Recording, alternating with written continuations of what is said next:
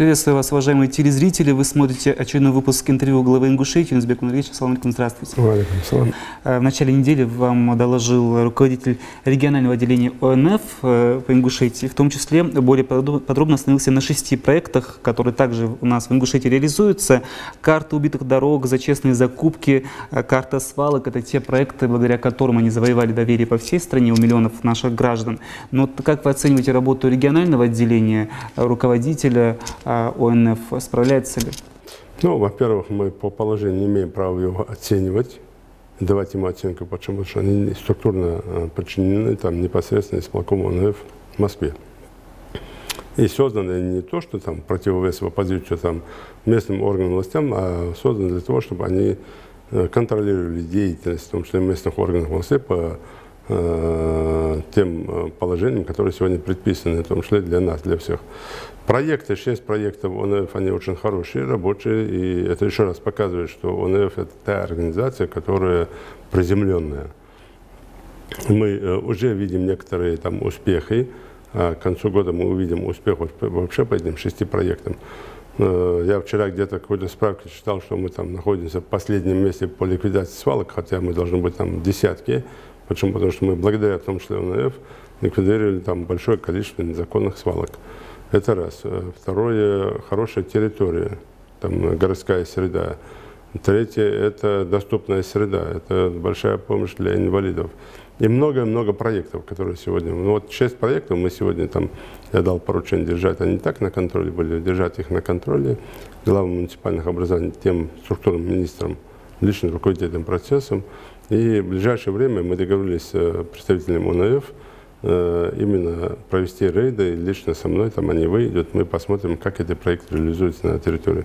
Сегодня я, не ставя оценку руководству ОНФ на территории республики, хочу просто выразить огромную благодарность, во-первых, руководству ОНФ в целом в масштабах Российской Федерации, ну и нашему коллективу, который, ну, я считаю, делает огромную работу для того, чтобы оправдать доверие вот такого общественного контроля над деятельностью органов государственной власти в системе ОНФ. На этой неделе также очень много говорили о взятии учебного пособия по истории Ингушетии. Премьер-министр вам доложил, что тому причина многократно допущены ошибки грамматические и стилистические, и что эти претензии в основном адресованы издательству. Вот хотелось бы знать, как так получилось, что, в принципе, вот до последнего мы их не заметили, и уже материал попал в руки, и кто за это будет отвечать? Ну, спасибо большое. Я в защиту издательства «Просвещение» сказал бы, что там их вины нет, и нет там выявленных там орфографических или грамматических ошибок, тем более. Как им подали, так они делали, но тем не менее они орфографические, грамматические ошибки уверяют сами. То есть даже если мы допустили, они бы этого не допустили. Это раз. Второе, изъятие книг связано не с тем, что допущены грамматических нет, а связано с тем, что допущены исторические ошибки. Это пособие, которое должно превратиться в учебник истории. Его переделывать нельзя. И мне крайне обидно, и я очень недоволен тем, что все-таки та редколлегия, которая работала над этими пособиями, не учла интересы нашего народа в этой истории, в этом пособии. Это наше пособие. Я, например, для себя просто почитал, там, взял все эти учебники и пока летел в Москву обратно читал. После каждой главы там есть вопрос. 3 или 4 или 2 вопроса. То есть, если мы говорим про нарский эпос, аланский эпос, или там, если мы говорим про средневековой там, период, там, и там внизу прописывается, кто были ингуши, или еще что-то. Там нет никакого ярко выраженного вопроса. То есть я, прочитав учебник 5 класса или пособие 5 класса, я понял, что переходя в 6 класс, я так и не понял, кто мы есть вообще. Кто у нас есть, какой-то герой национальный, кто у нас, то есть никакого восхваления, никакого вот исторического периода, никакой какой-то там битвы, где мы участвовали, никакого там, то есть что должно быть, никакого там даже экономического там потенциала, чем наши предки занимались. Что было? Вот вообще ничего нет. Вот мне кажется, что больше там вот эти обычные наши местечковые вещи, когда мы пишем, что кому в голову пришло, вот это туда записывают. Я не хочу, чтобы поколение росло вот на такой истории. Поэтому, конечно, мы там посмотрели ряд вещей, ряд этих ошибок и приняли решение там еще раз все это изъять, заложить на склады. Я в ближайшее время соберу рабочую группу, в том числе со стороны пригласим, скорее всего, те, кто умеет писать эти истории и пособия. Потому что у нас нет таких специалистов, которые умели бы. У нас есть специалисты, которые могут где-то там подсказать, но писать масштабно у нас нет, мне кажется. Вот если исходя из этих пособий, я понял, что у нас нет таких людей, таких опытных там, специалистов. Поэтому мы это все пропишем, мы это все посмотрим, и исходя из этого, некоторые ссылаются, что это все взято с Википедии, взято с истории Ингушетии, которые написаны там еще Дахкильговым. Ну, я этим людям пытаюсь объяснить, что мы говорим про пособие для детей, а не для взрослых, которые есть там в Википедии там, или там в истории Ингушетии, или в антропологии Ингушетии. Мы говорим про детей. И если я вот там тоже пример приводил, если я прочитал главу одну, я хочу получить внятные вопросы по этой главе и ответить на них внятно. То есть там, ну, даже самый элементарный вопрос там, откуда мы произошли. То есть я пятиклассник, я хочу это понять. Почему? Потому что когда я приеду там в любой вуз страны, чтобы я мог поспорить там с любым там своим сверстником по своей принадлежности. Или чтобы я тоже мог сказать, когда кто-то, мой сверстник, будет говорить, какого там он великого сословия произошел, чтобы я мог тоже сказать и опереться на вот эти данные 5 класса, 6 класса, 7 класса. Ну и плюс еще одна тема, что даже не смотрели не только северокавказских народов, вот такие учебники, пособия, все народы в России, просто посмотреть хотя бы, что там написано. Поэтому мы сейчас задачу эту поставим, ничего здесь нет сверхъестественного. Плохо, конечно, что с 1 сентября мы это не начали, но, тем не менее, я думаю, что с Нового года мы запустим учебное пособие. Вот в продолжении темы истории перейдем к нашим соседям. 460 лет с тех пор, как кабардинские и балкарские народы вошли добровольно в состав Российской империи. Вы были приглашены на празднество. Очень приятно видеть глав северокавказских регионов вместе и осознавать, что это уже другой Кавказ, нежели вот он был лет 10 назад, когда здесь все кипело в регионах СКФО теперь уже.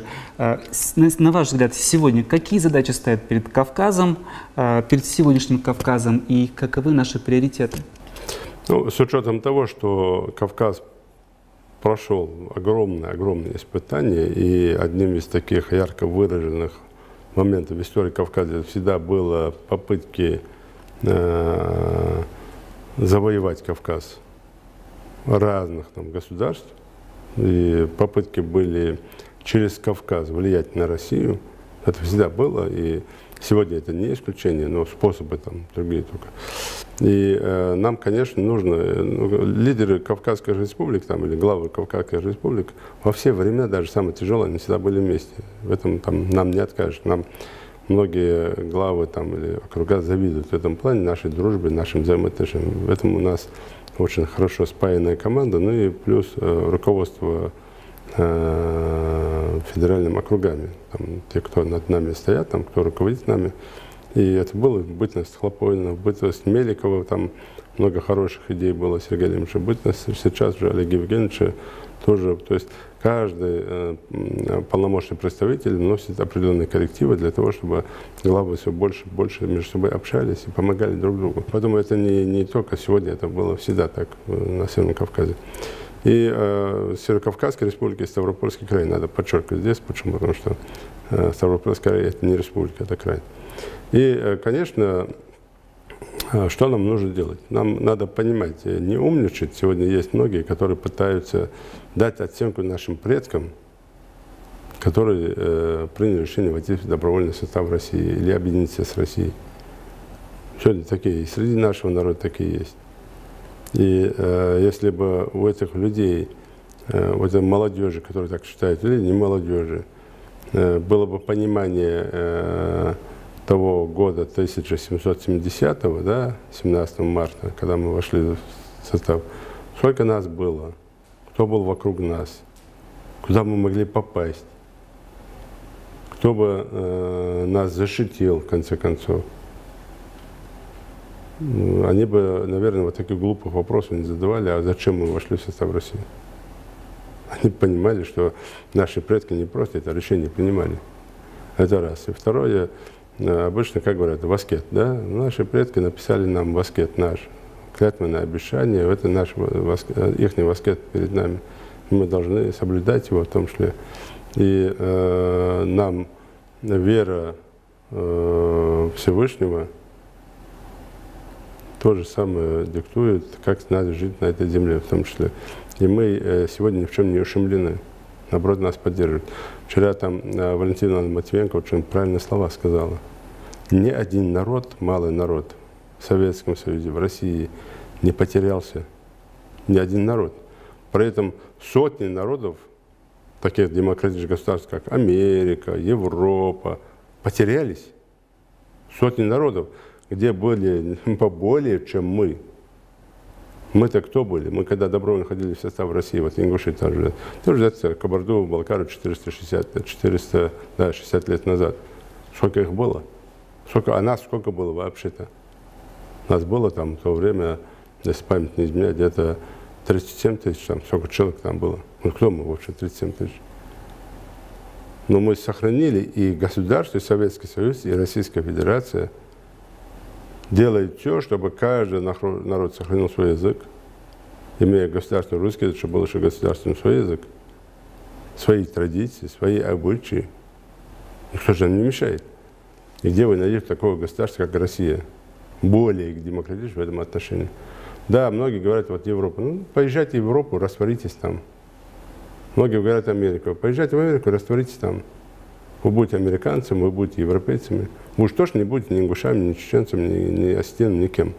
Вы будете вот европейцами и американцами. А здесь мы, представляя великую страну, мы не теряем своих корней, наоборот, нам помогают сохранить их. И даже вот недавно был вот хороший проект идет там, «Научись спасать жизнь», там, примерно так называется, по линии МЧС. И над этим проектом Юлия Сергеевна Шойгу стоит.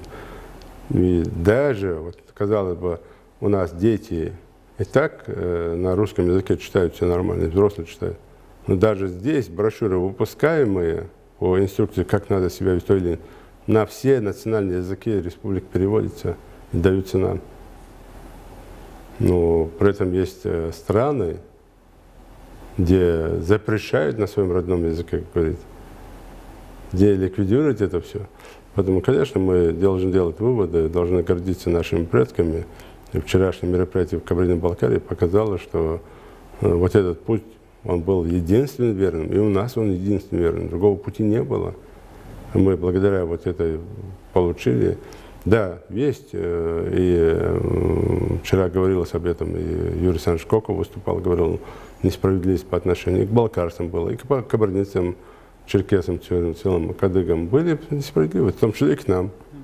1944 год, депортация, нерешенность проблем. Это есть. Это есть. Это режимы в каждом этапе это делали. Но неизвестно, если мы не вошли бы в состав, где бы мы были сейчас, где бы мы находились.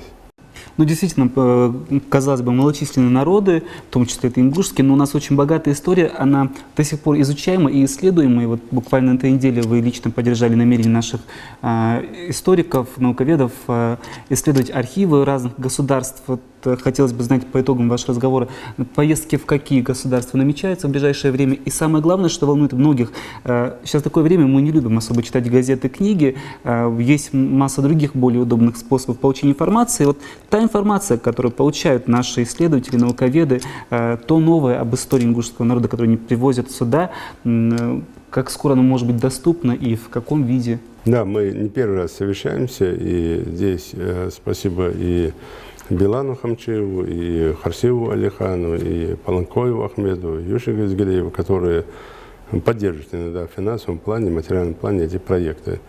Вы знаете, что 2 раза наши архивы, наша история, будем говорить так, была на грани исчезновения.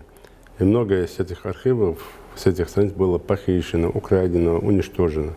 Это первый раз, когда нас, не спрашивая согласия, объединялись с Чечней и делали Ингушетию. И второй раз, когда нас вместе высылали в 1944 году.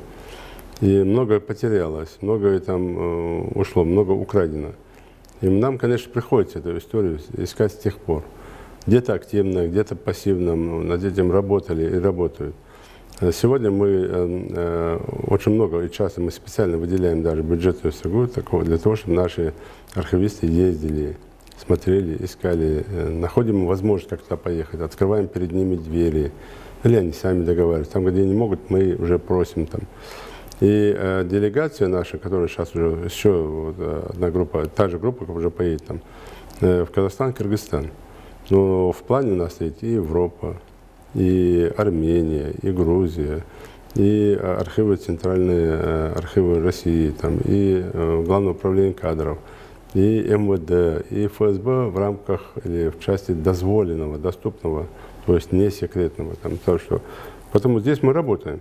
Вот эту поездку наши архивисты должны там максимально пофамильно найти данные на тех, кто потерялся. Как политики того периода, тот же там Идрис Язиков, где он есть, где он похоронен, где его могила. И также и наши священнослужители тогдашние, которых там увезли, они пропали, их нету. И найти их, если есть возможность, перевести, перезахоронить здесь уже на родине. И этим самым, там, как говорят, там, война закончится, когда последний солдат захоронен, да, чтобы эту трагедию минимизировать и отдать дань уважения этим людям, великим людям, которые пошли на вот эти испытания, мучения только ради того, чтобы не предать свой народ и быть со своим народом. Мы дальше это будем продолжать, но вот этот проект, я думаю, даст хороший нам эффект. На неделе вместе с депутатами Госдумы Михаилом Старшиновым и Ушей Газгериевым вы выезжали в Сунжинский район. Мы как-то говорили о том, что Сунжинский район заметно развивается. Интересно знать, как прошла очередная инспекционная поездка, какие объекты вы посетили? Ну, мы традиционно посетили ряд объектов. Если брать сад-гигант, мы увидели уже, что у нас идет заготовка. И главное, что новые цеха уже там буквально вот-вот на выходе, которые позволяют делать калибровку, упаковку фруктов. Ну и сады, которые цветут, которые все прижились и довольно успешно работают. А второй объект – это теплицы, тепличное хозяйство, которое там строится. И я надеюсь, уверен из того, что я уже вижу, что этот объект будет таким прорывным для нашей республики, как тепличное хозяйство. И третий объект – это благоустройство пруда Сунжинского. Там должен получиться тоже хороший проект. И на примере этого пруда мы хотим такое же благоустройство, где-то лучше, где-то чуть хуже, может быть, не хуже уж точно. И Карабулакский пруд, и Назрановский пруд. То есть вот эти три проекта, это была моя инспекционная поездка, я пользуюсь случаем, в том числе включил сюда депутатов Госдумы. Теперь о событии, о котором говорят тоже многие, одно из важнейших на неделе. Первый в этом году диалог с народом. Ваше общение с жителями республики не только в режиме прямого эфира. Как вы оцениваете итоги диалога, поскольку большой такой промежуток был между предыдущим выпуском и вот в новом прошло достаточно много времени. Что изменилось, на ваш взгляд? Ну, знаете, все зависит от того, какие вопросы готовят. Да? Есть сложные вопросы, на которые сложно ответить. Есть вопросы такие, на которые легко ответить, и в том числе и пропиариться можно, да, например. Но, опять же, на нашем диалоге всегда бывает, чередуются вопросы легкие, благодарность людей объявляют там, и я, хотя вообще запрещаю на диалоге с народом с учетом отсутствия времени говорить о благодарностях. То есть давайте проблемы будем озвучить и все остальное. А вот эти благодарности, которые идут, надо их там до начала диалога уже высветить, показать, сколько людей обратилось с благодарностью. Их тоже не хочется отталкивать, почему? Потому что реально есть большие успехи. Я знаю, сколько мы вопросов решили там и по дошкольным учреждениям по местам, и по школам, потому что в Магасе здесь. И огромный пласт проблем решен там и по оползневой зоне, и по вынужденным переселенцам. Конечно, потом есть и дороги, и тротуары, и много чего, и рабочие места. Также есть много благодарности. Взять тех же спортсменов, сколько раз они там благодарят, там, почему? Потому что на самые совершенные условия во многих местах. Поэтому, конечно, вот эти благодарности, я благодарен жителям, что они видят это все, благодарят, говорят спасибо.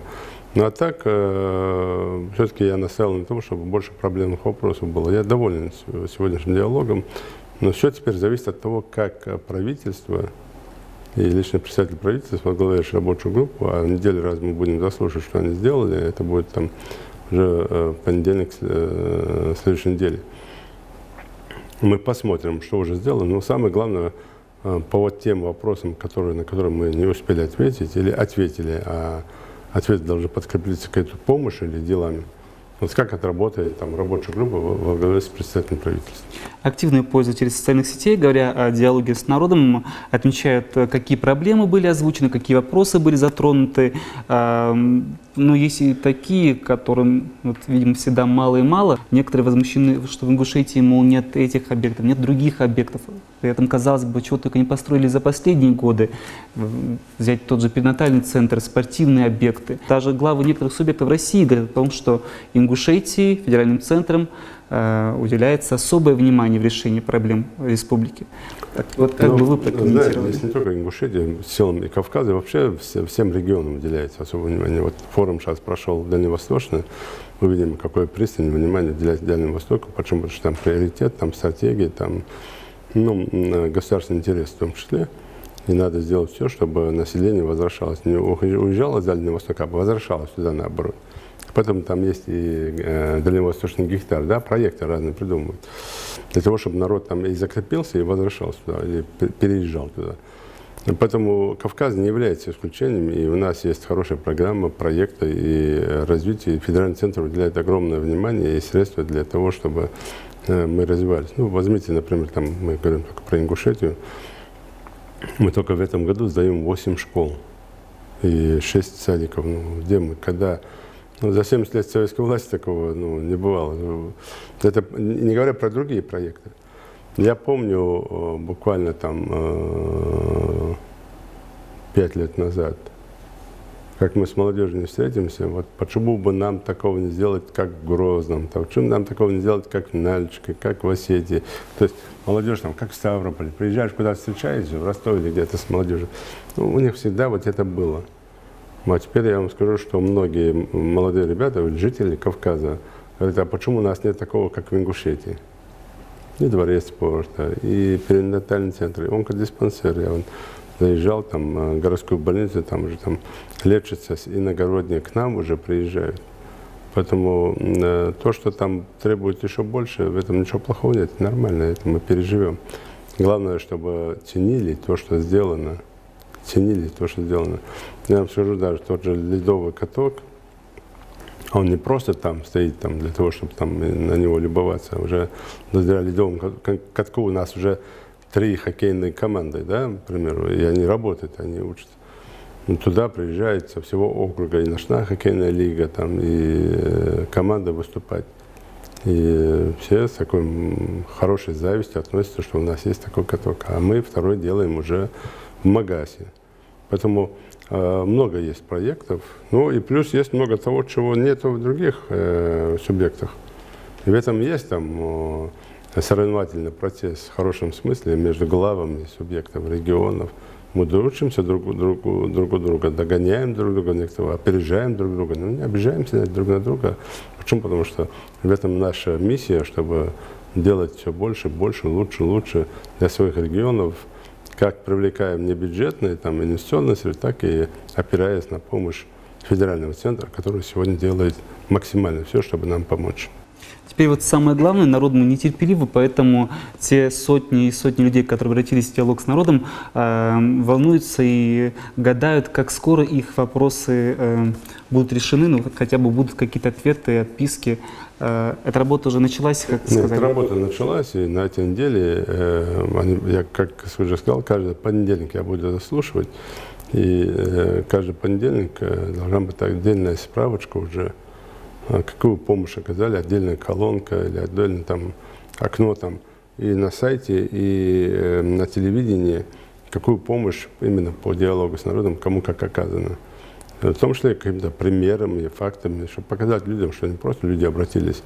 Вы знаете, что в ходе обращения были решены вопросы, или там в ходе сбора вопросов, тоже многие вопросы были решены. Но для нас важно не столько это тоже важно, понятно, это главное. Мы сейчас делаем разбор по этим обращениям и разбирательство, потому что с прокурором республики договорились так, чтобы разобраться, а почему нужно было ждать диалога с народом, где вопрос можно было бы за 5 секунд решить, да, к примеру. Зачем нужно было это ждать? Где работа не только органов госвласти, но и надзирающих органов над нерешенностью проблем, которые были там или есть у людей. По поводу уничтоженного лидера Малгобековской бандгруппы, после его ликвидации появилось видео в сети, где он обращается к братьям-мусульманам с призывом идти против власти светской и воевать. Вы видели этот ролик? Что вы можете сказать вот касательно содержания этого ролика? И зачем, получается, вот как вы ранее говорили, использовать такие технологии, вбрасывать видео или фото с людьми, которых уже нет живых? Ну, во-первых, это идеология и работа идеологическая тех, кто над ними стоит. Во-вторых, я по этой записи тоже дал поручение Совету Безопасности сделать определенный круглый стол, пообщаться с людьми, с молодежью, показать это, в том числе по телевизору. Во-первых, кто он такой, чтобы кого-то куда-то призывать? Чтобы кто-то куда-то призывал, он не должен быть какой-то след за спиной. Хорошая семья, примерно, да, если он к чему-то призывает. Хорошая история. Он что-то построил для республики, для себя. Он что-то сделал для республики. Но и самое главное, к чему он призывает? Он призывает к рабству, к пришлым к нам бандитам, к рабству. Он сам стал рабом Салту-Киева. Он сам стал рабом этого Аль-Багдади, который там из-за границы вещает. Они, челаты же они рабы, они ущербные люди. Они, всегда им нужен кто-то, кто над ними будет стоять командовать. То Басаев, то Доку Умаров, то Хаттаб, то Абу Аль-Валид такой был тоже. Они их ищут. И они представляют им свои дома, вы видели, я уже говорил, там в Кантышево, какому-то Махаури дали там дом, все дали, там бункер для него построили. Ни свою семью, ни свою маму, ни своего папу, ни в этом селе, что некому было помочь этому товарищу, который им все дал. Нет, он ему дал. Потому что это раболепие, оно всегда вот у таких людей это происходит. Вот он тоже вот сидит и говорит, почему? Потому что за это он получил свои доллары. Они вышли, как трусы, ночью обстреляли здание, выстрелили с гранатомета, включили туда музыку, произносит при этом громко имя Всевышнего, Аллах Акбар, восхваляя Всевышнего, как будто он поддерживает вот такие акции. Берут на себя грех огромный, который не смоется, я надеюсь, и будет с них спрос. Уже, наверное, спросили с них. Но он показывает свою мерзость, прикрываясь тем, что это верно, неверно. И эти же люди, вот этого Бекбузарова, Бекбузаров, да? Бузаров, да. Уничтожили нападение на пост, на выездном посту с Малгобека. Если прокрутить назад, как мы этот пост устанавливали, мы его устанавливали, когда похитили некого Цакиева, члена банд подполья, еще кого-то. Я вынужден был установить этот пост, чтобы никто к нам не заезжал, и у нас никого не похищали. И после этого там похищения прекратились, в том числе. То есть мы-то его пост установили, чтобы таких, как он, вот как я говорю, не похищали, чтобы защитить. Даже это, ну и плюс не только это, ну, этот пост помогает сегодня, там, в том числе и порядок это поддерживает. Для людей он, для жителей. Мы там отслеживаем, какую продукцию к нам завозят, вывозят. Ну, казалось бы, при чем здесь они? тем более на этом посту сидят, там, если уж на то пошло, все мусульмане, все ингуши. Там зайди на этот пост, там вагончики, там, или где они живут, у них там коврики молитвенные лежат, там, ну все, они соблюдают пост, они лучше, чем вот этот там выступавший, там, выполняет все каноны ислама. И он идет с некоторым, там, не помню, там, тоже откуда там пришел, там, бандит, там, вместе с ним идет обстреливать этот пост. Он к этому призывает молодежь, мусульман, воевать против. Вот к этому он призывает. И, конечно, есть такие, которые прислушиваются к нему. Но при этом я просил бы каждого молодого человека, кто на это смотрит, кто это читает, кто это видит, хотя бы посмотрите, вот так отодвиньте его в сторону, за спиной его, посмотрите, а он имеет моральное право вас чему-то призывать? Какое имеет он моральное право? Ну что, что-то сделал в этой жизни.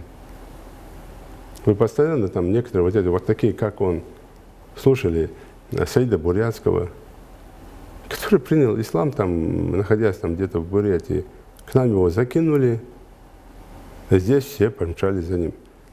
Ну, это, конечно, не совсем есть хорошо. Потом мы по этому там, заявлению, конечно, проведем определенные мероприятия с секретарем Совета безопасности молодежи, там, поработаем. Но я просил бы все-таки молодежь быть достойной своих предков.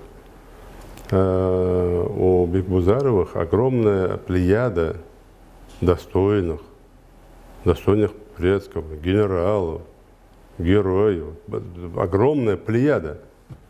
Вот находится все равно, и среди них вот такие. Хотя при любой ситуации, сколько раз мы им предлагали прийти с повинной, и они были бы живы, здоровы, там, сидели бы, там, или там, получили бы наказание, или там, были бы освобождены. В то время, когда он первый раз там, что-то обстрелял, умчался, на них ничего не было, может, и не посадили бы. Ну, сам вопрос.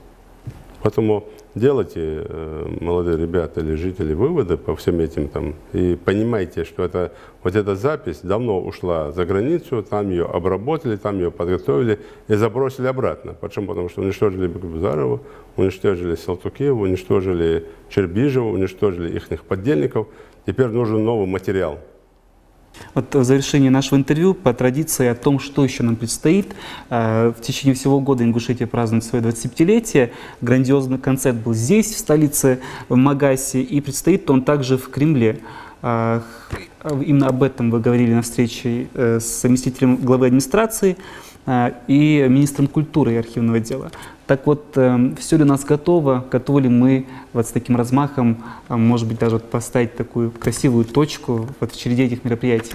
Ну, я еще раз хочу до жителей довести, что мы стараемся минимизировать растрату бюджетных средств, поэтому все эти мероприятия проводятся вне бюджетных источников, нам помогают. Я хочу сказать сегодня еще раз спасибо всем нашим землякам, которые нам помогают проводить и концерты, и спортивные мероприятия, и другое.